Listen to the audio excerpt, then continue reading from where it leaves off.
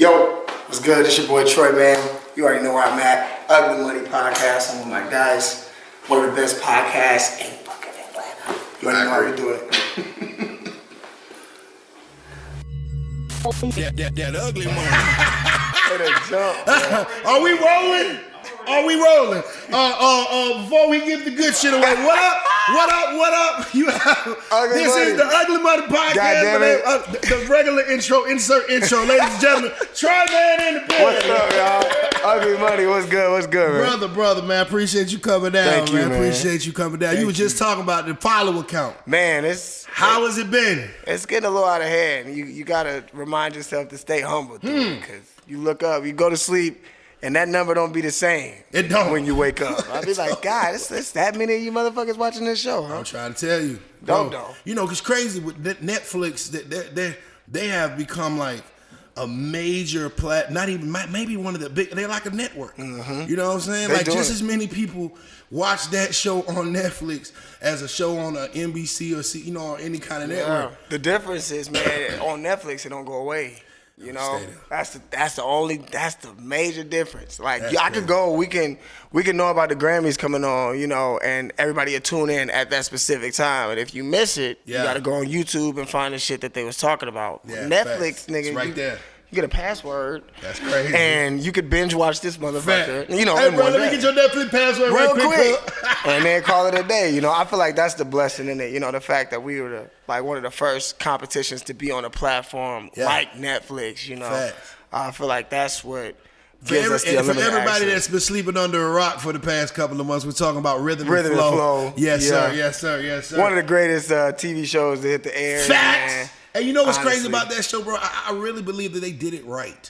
I feel like, man, that was one of the guidelines that they made sure that they did it right in the beginning. Chance wasn't gonna be a part of it. Yeah. He said that they do it right.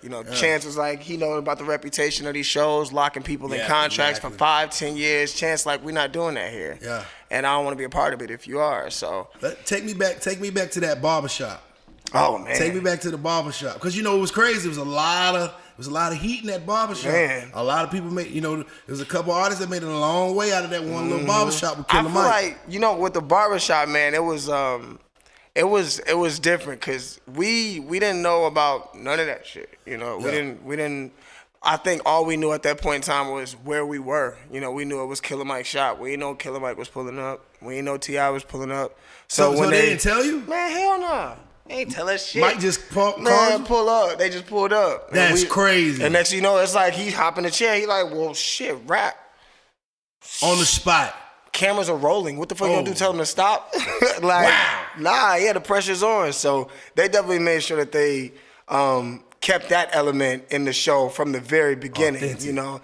Yeah, you're not gonna get no heads up with this shit, man. That's crazy. We need you to, if you an artist and this is what you're about, Facts. this is the platform where you You gotta always show. gonna go. You always gonna go. Always gonna go. You stay ready, you ain't gotta get ready. Nah, facts, man. When I remember when me and my lady checked out the show. I mean, it was addictive. Oh yeah, I know you can sip with me, right? Sip a little something. We got that's this black Bombay. owned. It's Yes, a black, sir. we had black owned Yes, vodka, sir. Bombay vodka. It looks man. very, very nice. too. It's definitely tasty, but it will put you on your ass. So watch Thank you, out. sweetheart. Thank you. I appreciate You pour it. mine a little heavy. He said, look, this is the Mine a last little one. heavy tonight. I'm feeling good tonight. You a trip. Thank you. a Shouts trip. out our lovely waitress, Miss Dre at the Yes, Gemini. sir. Y'all can follow her. Thank you, sweetheart. Subscribe to Cheers, her brother. whole Cheers, brother. campaign. To Respect, the Ugly Podcast. respect. To the Ugly Money Podcast. Yes, sir. But yeah, man, I definitely think they took an authentic approach to everything, you know what I'm saying, and all the elements of MCing, you know what I'm saying? I think they were looking for the well-rounded, artist. Now, when you made it, getting to the point of auditioning that night, what was going through your mind? I knew if that's how they were starting, with putting these major people that you could respect as far as, hip hop in front of you at the audition phase, it was only up from there. So I knew at the next phase, it was going to be somebody that you probably respected a little more within the music industry. Wow. And sure enough, you got to the audition and Quavo and Big Boy is sitting That's there. crazy. So it's like, you just got to prepare yourself for each level. Any nerves? Towards the end.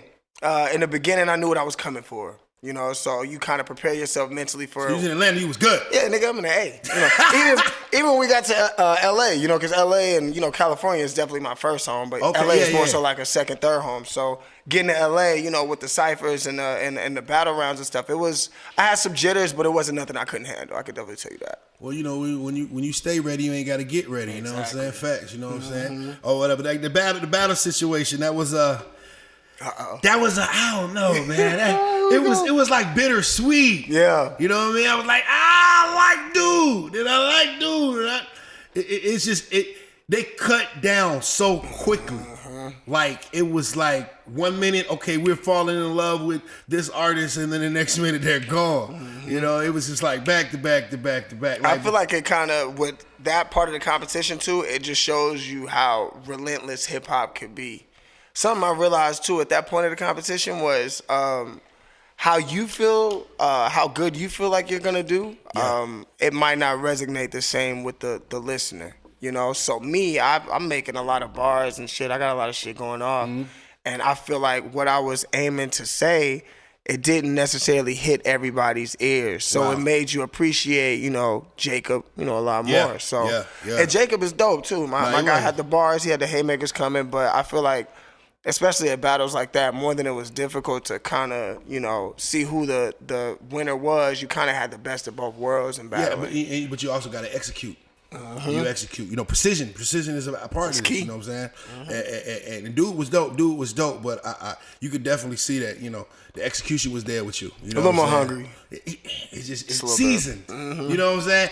And I think in near the end, you saw the difference between some of the artists that were just, you know, young, not would say younger, but just a little less seasoned. Yeah. And the artists that had kind of been around a little bit, because you had to adapt like every other day. I feel like it was some sort of criticism that they was giving me, and I truly had to, you know, not take it so personal and realize that I needed to apply what they were looking for into the next round. Facts. So, you know, when you could take that, because I see myself at a younger age, at least, blowing the fuck up after the first constructive criticism. You know, well, fuck you, man. You can't do this. But now, you know what I'm saying, especially coming from the people who were in front of me, these people have nothing but success throughout their career. So it's stupid of you not to listen to what they gotta say. Facts. Now, like when you're going through, you're getting out the battle situation, and you're going to the next, you know, moving forward into the performances and writing these records, and you know what I'm saying. At which event was more? Which were you the most comfortable at? Probably that position when we were. I thought so, but you know. Yeah, you knew it. You knew what to set up with the question. Bro, kind of went in on that. He kind of went in on you. Nah, man. But ultimately, when we had the opportunity and the platform to actually get in there and make music, you know, before we started doing the auditions and the ciphers and the battles. That's shit that I was doing in high school. You know, that's stuff that I started off doing. So it was good to revisit it to, like, you know, get the creative juices in those realms flowing again. But ultimately, this is where I've been at, you know, making them hit records and shit. So they was like, you know, make a hit record. This is your producer. We're going to fly you back out here and do the video. I'm like, oh, this is where we at right now. Dope. So let's just express, you know, where we've reached in our artistry. Yeah, and, now you came back to Atlanta and shot your joint at Cascade, but you're originally from Sacramento. So tell me that whole process of growing up in Sacramento, you know, and getting to the point of getting to the A. I was born in San Francisco. San Francisco, yeah. Born in San Francisco, but ultimately I feel like they needed to capture where I was doing a lot of my raising years. Fact. So I moved to Atlanta at 13. Okay. So when I was in middle school going on to high school, I've been out here, you know what I'm saying? So I feel like what I needed to capture the most was my brotherhood, and a lot of that didn't shine in when I got here to Atlanta. So when we got here, I was like, I had the option too to go back to Oakland, but I feel like more of my friends were in Atlanta at the time. You know, it just made more sense to bring it back to the people where I had more connections. I had more connections like in California and stuff, but in Atlanta it's popping. So just brought him back out there. Man. Yeah, it was a perfect place to do it too. One thing I love about Atlanta, man, is the fact that I feel it's a town that a black person can go get them some. It's a Black Hollywood. It is. No, it really is. Perfect you can do Black anything Hollywood. you want to do here, good or bad. You can get it done. You know what I'm saying? Agreed. It's on you if you make, what you do with it when you get here. But you know what I'm saying? But some people think that Atlanta's going to solve all these problems, and I'm telling y'all now, it's not. You know what I mean? We're not accepting no more applications. And we kind of full. We are full. Traffic is starting at 4 p.m. We full. We done. Okay, we done. No mas. Getting to that last event where you were with the performance and things of that nature and constructing the track, like take us back to that whole process. Man, to be honest with you, going back to it, I was actually watching that episode today. Before I knew I had to come and do the interview, I was like, man, let me go sharpen. Let's see, shut us today. Just watching it, man, I was just looking at just the energy I was in, like. It was fun, bro. Yeah. It was fun. There's certain times where pressure is applied and a motherfucker could truly panic. Yeah. And I was in that bitch living, nigga. I was like, bro, who's a producer? Yeah. Oh, let's get it. Like, you could see the enthusiasm in my face, and it was like, just thinking back on it, I feel like I didn't necessarily remember the studio session with Tay Keith because of how effortless it was. Yeah, not facts. You know what I'm saying? Like, we just looked up, it was like, oh shit, nigga, we got a hit record. No, you look like you was having a ball. Oh, bro. You like having the time of your life. Bro. And what I love about it, too, though, is like Tay Keith and even De Niro Love, the producer that did the sample challenge. challenge. De Niro Love. Memphis was happening. Man, Tennessee was in there, bro. I got so much, like, I've always had love for Tennessee, but working with those two in particular on the show, like, it definitely opened up a completely different realm of it. Bro. Tennessee got a lot of records coming out anyway. Yeah. Like, and especially, like, people know who they gonna work with for the rest of their career. Tay Keith ain't have to do that, dog. I could have lost. I could have just lost and been on my own at the end of the show. But people are looking at me now like, when is Tay Keith shit coming out? And then ultimately that was on bro. That wasn't no shit in no script. Yeah. He was like, nigga, win or lose, you won. Here goes let's go. A token. Let's make something out of it. Nah, that's love. That's love. So getting to the point of choreography and stuff, it's just dope to see the growth of an artist during that whole show when you watching the show from rapping in the freaking goddamn swag shop to the point of these big lights and goddamn pyros, effects and shit and dancers. And like, bro, I ain't gonna lie, like I literally got chills watching it, what I'm saying? I think America did too or whatever. I'm like, yo, this nigga is really, really doing it. Like, thank you, bro. From the stage presence to he was over here, then bust a move, then over here. It was just like, the whole choreography aspect of, that. What was that process like of adding the dancers and the lights and everything? I mean, I'm probably pretty sure that might have been something new for you. No, I mean, it's something where I've always danced in my career. I was on 106 & Park. When I was on 106 & Park, I had two dancers behind me there. No doubt. It's been something that's been a part of me. I feel like with me being from Oakland, one of the main people I paid attention to in his career has been MC Hammer. Okay. MC Hammer went up, and of course, he went down. He was a flawless entertainer. Yo, he went crazy, though. And that's the part that I feel like I studied from him the most, was how well he was able to entertain the people who observed him. Yeah. It was one of those people who spit around, then turn around, nigga leg up here, all different kind of. I'm like, yo, this nigga's going crazy. And it was like, especially now at this point, you look at who's like doing that in music and who's going crazy.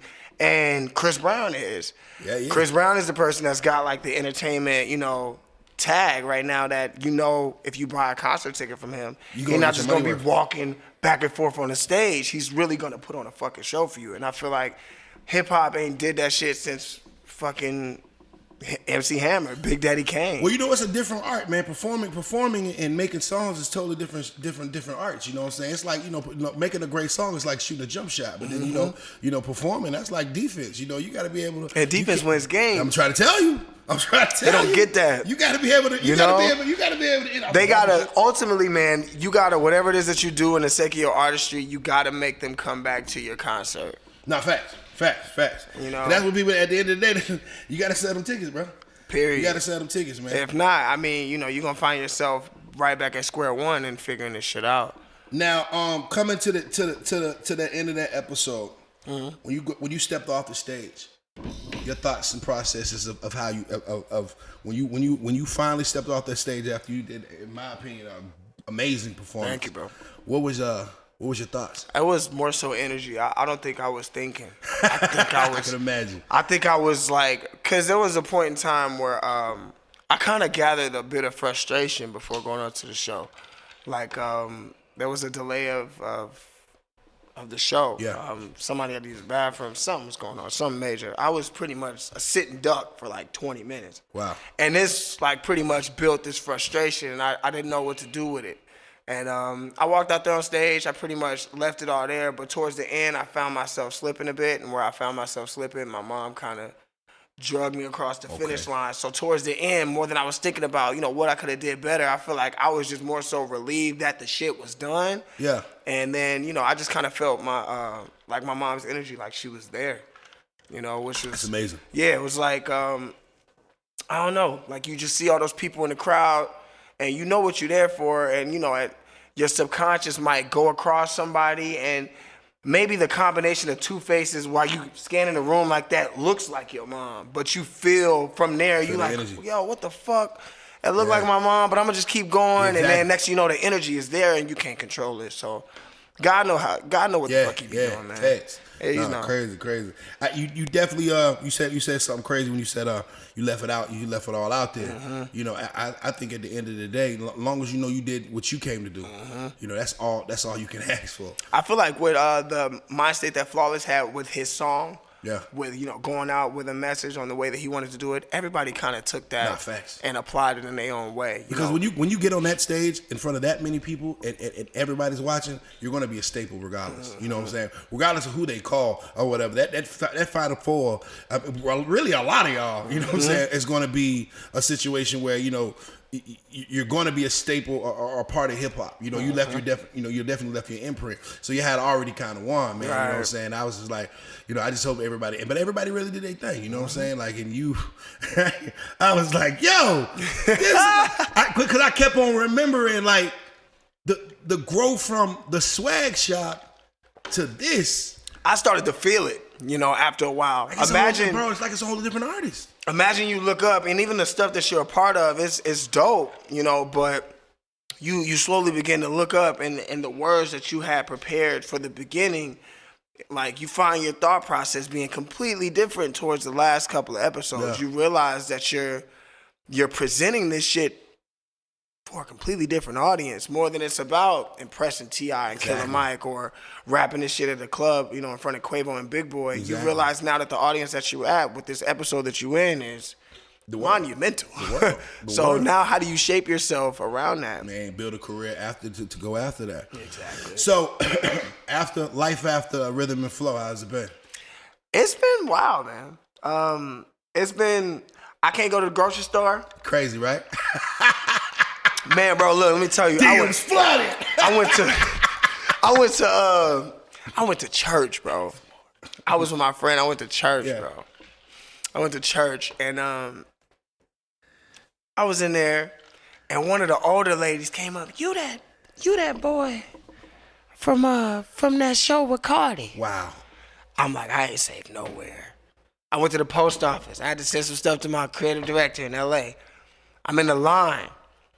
The guy leaving the line is like, good job, young man. Like, you had a business suit on. That's crazy. So I'm not safe nowhere. I love it though, because the people that have come up to me and interacted with me, it's been nothing but love. That's crazy. Like I had a fan that was in Rhode Island, and this is the first time I've actually met a fan, and like they were like shaking uncontrollably. Crazy. She was right? like, "I love you." Oh my God. I'm like, oh shit. Like it's just it's a bit of a shift. No, definitely asked for it. So I don't think it's anything I can't handle, but. Just being in it, I gotta be selective. Like when my friends like, I want to go out and shit, I'd be like, man, I don't know, man. Is tonight a good night? So, but dope nonetheless. So the question, of course, everybody wants to know is when is this Tay Keith and Troyman project coming out? Because we waiting. It's coming. We waiting. It's coming this year. Okay. I'm not gonna make y'all wait. Please don't. much longer. I could definitely tell y'all I have a project dropping before that. So don't feed the streets, young man. So don't get your hopes up too high. Can you tell us a little bit about this project? I'll tell you the name of it. It's called Insomniac.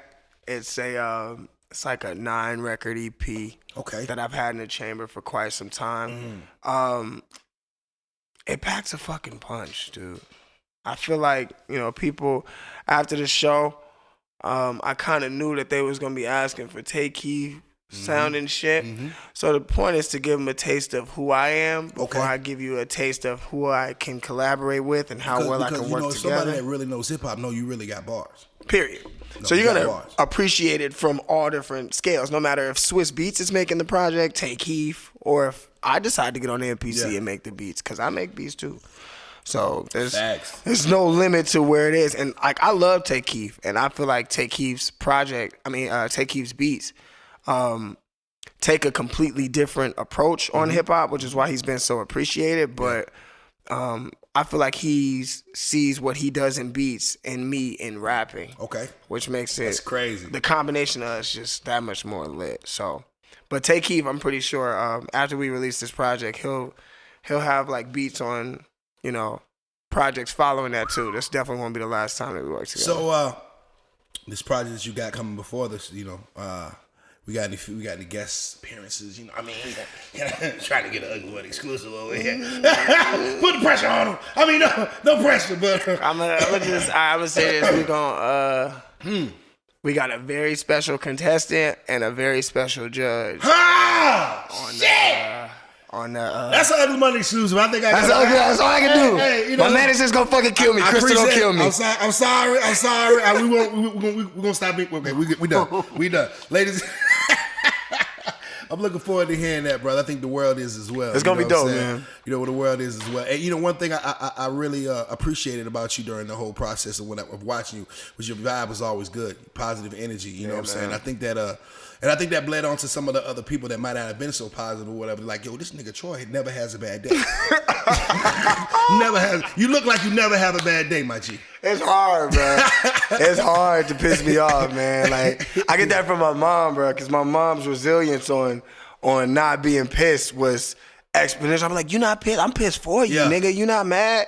So to like see how I am right now and just how, I have a tendency of just pulling happiness out of people. No, fact. So if you piss me off, you definitely doing that shit on purpose. Yeah, because I ain't gonna lie, you never had a bad day. Even like, Cardi might say something crazy. You be like, oh, thank you. I love Cardi. Cardi could have been like, Troy, that song was trash. I'm like, yo, I appreciate that company, my nigga.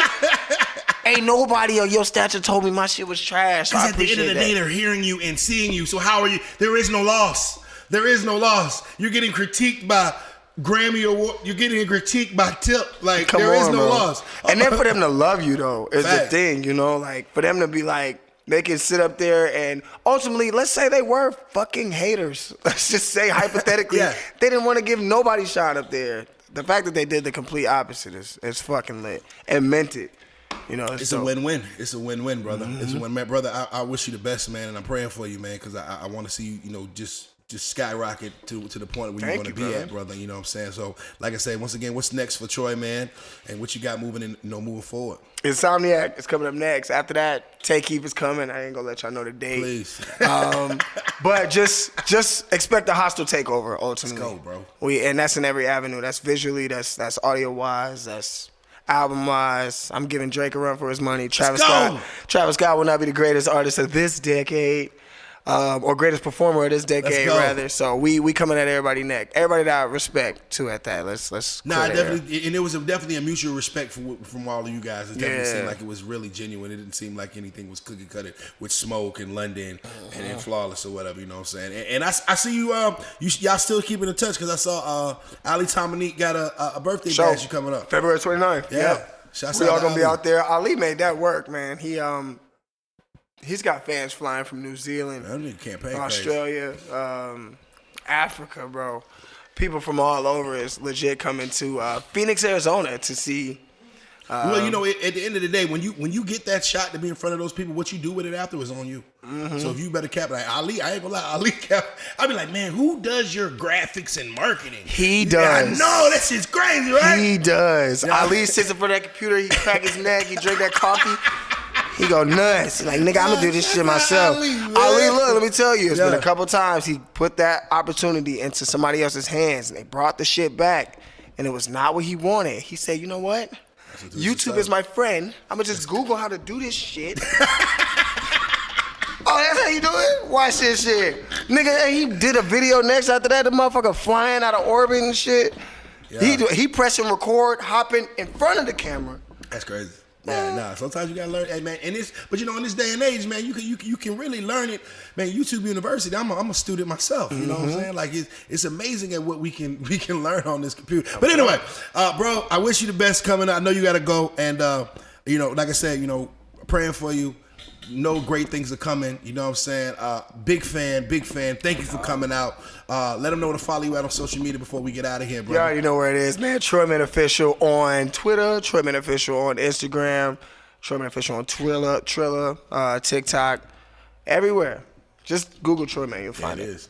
And I am Ugly Money Nietzsche at Ugly Money Nietzsche. This has been the Ugly Money Podcast with Rhythm+Flow Zone.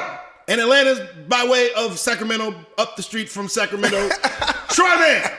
We in here. Ugly Money was good. Say love y'all, man. Salute. I want the pants, bro. Oh yeah. Oh yeah, hold on. Oh yeah. They done fucked up. Oh yeah. It's lit. I'm about to perform this shit. Fuck around, throw the Jordan 1s on. Come on. What? You throw the plug hat on, call it a day. Come on, now. Ugly Money, you already know what it is, man. I love y'all, man. Appreciate the love. Yeah, man. All right, man.